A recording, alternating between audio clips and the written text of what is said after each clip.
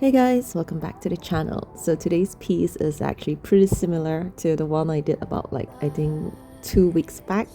So that was in the daytime and this is the nighttime. So what I'm doing right now is I'm sketching out the landscape with just a very washed out gray paint, and then I'm just going to fill in the colors. So I'm going to start with the sky, and I'm using Prussian blue mixed with dark gray to try to get that night sky. And then as we go towards the middle of the canvas, I'm mixing it with cobalt blue and a little bit of cold gray to keep the gray shade. So for the trees flanked on the side of the road, I am painting them with Mighty's green, and I mixed it with a bit of Prussian blue so you get this very dark teal shade. And at the bottom, I'm going to mix with a bit of Mars black to darken it. And I'm just filling it up all very roughly right now to map out the colors. And I'm going to repeat this color for the set of trees on the right side of the canvas. Next, we are going to paint the road in the middle. And because there's going to be a lot of red lights later on, so I want to add like a hint of redness to this gray. So I'm mixing deep gray with a little bit of purple red, and to warm it up a little bit I'm adding a bit of raw sienna. And on the side of the road I am going to darken it so that it blends in with the trees later in Payne's gray. So once I've mapped out the colors of this landscape, I'm going to darken it by painting the second layer. Usually I like to start off this way because it makes the canvas less intimidating, and also I get like a rough vision of how it looks like towards the end, and it allows me a lot more room for flexibility in case I want to change things. This part is pretty repetitive, so basically we're going like one shade darker and it still looks very rough from here. Usually for like the third application is when it's a lot smoother. Just painting over it with the same colors and smoothing it out and preparing for the third layer. Once the second layer is done, now I'm going on to the third layer, and this is when I'm going to paint over it a lot more properly, I would say.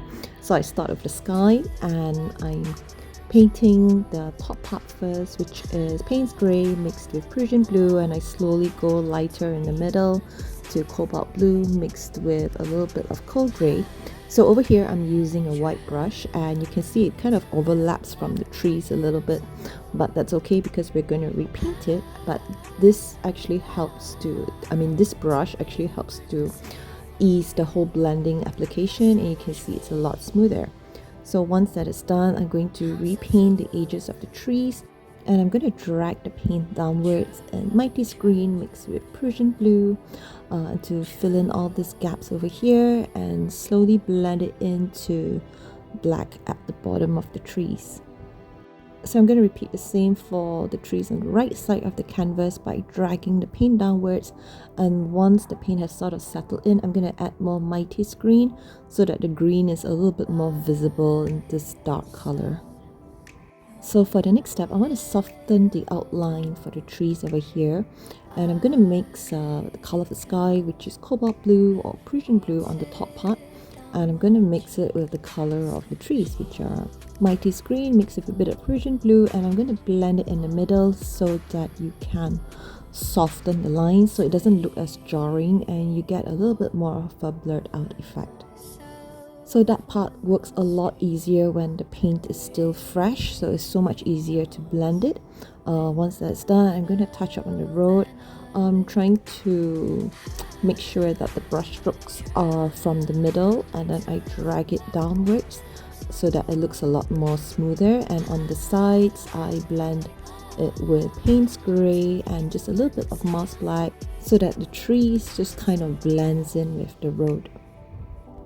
So what I did was I left the canvas to dry overnight so that the paint settles in and I'm able to see if there's any blemishes or unevenness or patchiness, which I can touch up the next day with a last fresh coat of paint.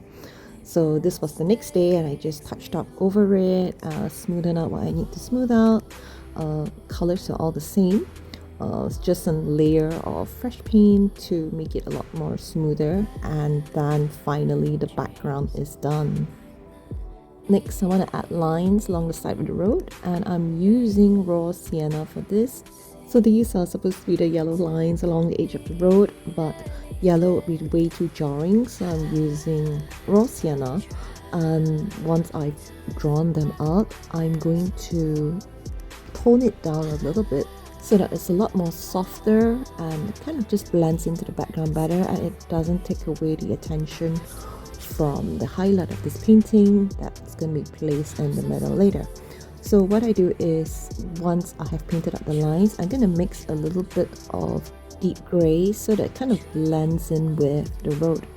So I kind of like glaze over it. I wet the brush and I dip it into the gray, and then I paint over the lines and it'll look a lot softer. So in the middle of the canvas, at the far end of the road, we're going to add a few lights. I'm using titanium white and a little bit of Naples yellow and a few scarlet red lights. And once I've drawn the lights, I'm going to blur them out a little bit, or also soften them by blending over it with a bit of Mars black. Once this is done, I'm going to paint over it, just scatter a few lights across it, and this will give it a little bit more depth by adding a second layer of lights. So I'm not going to paint on top of it exactly, but leave a little bit of space in between so that the blurred out bokeh lights will peep through from the background. Once we are done with the lights, we're going to add a car on the side of the road. I'm going to paint it first in black. What we want is just like a very ambiguous shape, because this is supposed to be like a blurred background. And then we're going to blend around the edges of the car with the color of the road, which is deep gray mixed with a little purple, red and raw sienna, so that the car doesn't look as jarring and it sort of just blends into the background as well. Then we're going to add the brake lights and the number plate in the middle. So this part is the fun part. We're going to be painting the trailing lights, and what I'm going to do is I'm going to start off with the yellow lights first.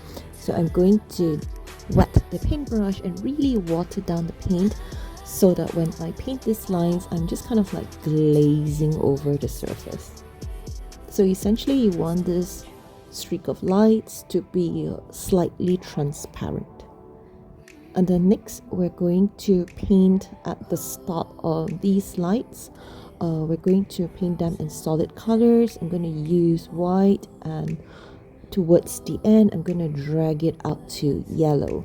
And it sort of just kind of like fades into these ribbon of lights. We're not going to make them solid all the way, but just from the lights, and it slowly fades away. So I'm having a lot of fun with these lines here, but you really need to have steady hands, which I don't. So the process is a little bit slow.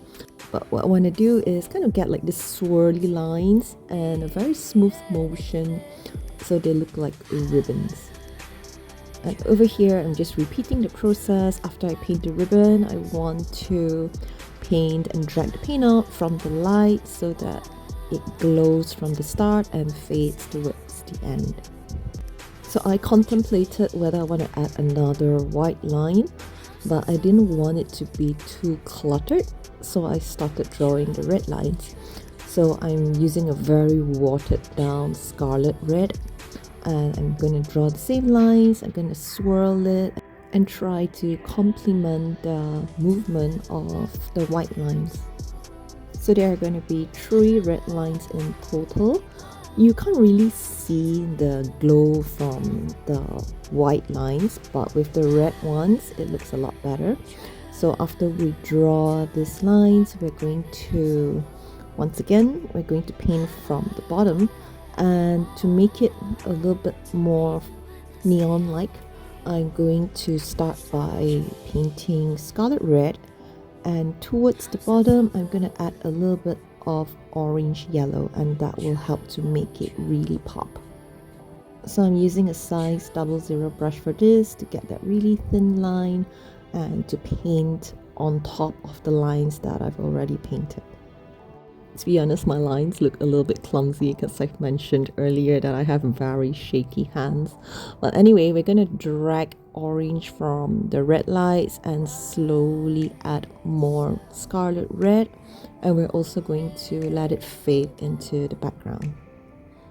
So for the red lines, I want them to stand out a little bit more. So I'm going to drag them further upwards, but not all the way.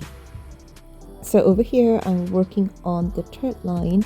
I didn't want it to overlap too much. So for this line, I'm going to place it on the outside and just kind of like swirl it towards the top. And I repeat the same step. I add orange, yellow, and a little bit of scarlet red and let it fade towards the end. So originally, I wanted the lights to also come from the brake lights on the car, but then I realized it was going to get a little bit too messy, so I just connected those two red lines to the brake lights, so I didn't have to add more lines. And for the number plate, I just kind of drag a little bit of yellow up so that you can see a little bit of movement there. So on the side of the road, I'm going to also drag a little bit of scarlet red out, and I'm going to add orange yellow, and I'm going to wet the brush. I'm going to drag the paint out and also create a little bit of motion here. So it's kind of like a tail coming out from these lights in an inverted C shape, and I'm going to drag the tail out towards the middle of the canvas.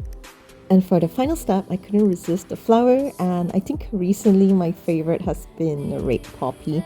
Like the rose just feels a bit too much, but the poppy is just a bit more casual, but it still has that pop of red and that odd little flower in the background to give the whole piece a little bit more of a surreal feeling. Anyway, I hope you find this tutorial useful. This was quite fun to paint, but I didn't really like how it looked like towards the end. I think I prefer the piece that I've done 2 weeks ago, the daylight version of this, a lot better. So this is not for sale on Etsy, but I hope you find the tutorial useful anyway. Thank you guys so much for watching, and I'll see you again in the next video. Goodbye.